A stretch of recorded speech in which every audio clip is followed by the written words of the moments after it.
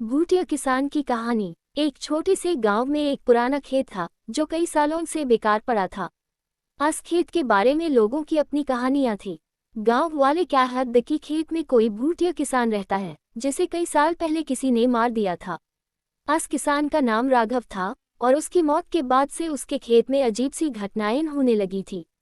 गांव में एक नौजवान लड़का अर्जुन अपनी मां के साथ रहता था। एक दिन उसने सुना कि इस भूटिया किसान की कहानी लोगों के बीच घंटी है और उसके खेत में खोज करना है। अर्जुन को लगा कि ये सिर्फ एक कहानी है और वो सच्चे का पता लगाना चाहता था। मैं कल इस खेत पर जाऊंगा, अर्जुन ने अपनी माँ से कहा। माँ ने उससे रोकने की कोशिश की। बेटा, वहाँ कुछ अजीब होता है। लोग क्या हट हैं, वहाँ जाना काफी खतरनाक है। लेकिन अर्जुन ने नहीं सुना और रात के अंधेरे में खेत की तरफ निकल गया। खेत तक पहुंचने पर उसने देखा कि पुराना खेत काफी उदास और तन्हा लग रहा था। हर तरफ एक ठंडी हवा चल रही थी और खेत के बीच में एक पुराना टूटा हुआ तालाब था। जैसे हाय अर्जुन तालाब के पास गया, उसने एक पुरानी आवाज सुनी, तुम यहाँ क्यों आए हो? अर्जुन ने घबरा कर अपनी टॉर्च जलाए और देखा कि एक पुराना किसान का रूप, जो राघव का था, उसके सामने खड़ा था। उसका चेहरा उदास और परेशान था। अर्जुन ने थोड़ा डर के कहा, मैं सिर्फ जानने आया हूं कि आपका क्या हुआ था। राघव की आंखों में गहरा दर्द था। उसने कहा, मैं अपने खेत में काम कर रहा था।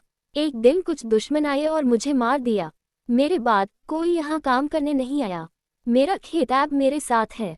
अर्जुन ने उससे पूछा, तो आप यहाँ क्यों हो? आपको शांति क्यों नहीं मिलती? राघव ने छुपकर कहा, मैं यहाँ काम करते करते मर गया, पर अब मैं शांति नहीं पा सकता। मेरा खेत मुझे अपने पास रखना चाहता है। तुम्हें यहाँ से जाना होगा। अर्जुन ने समझा और उसने कहा, आप शांति पाएंगे, बस अपना खेत किसी और को दे दीजिए। राघव ने थोड़ा सोचा और फिर अपनी आंखों में आंसू लेकर कहा, मैं जा रहा हूँ। तुम्हारा धन्यवाद। फिर अचानक राघव का रूप धीरे धीरे गायब हो गया और अर्जुन वहां से भागकर अपने घर वापस गया। अगले दिन गांव वालों ने देखा कि खेत में नए फसल यूं लगते हैं।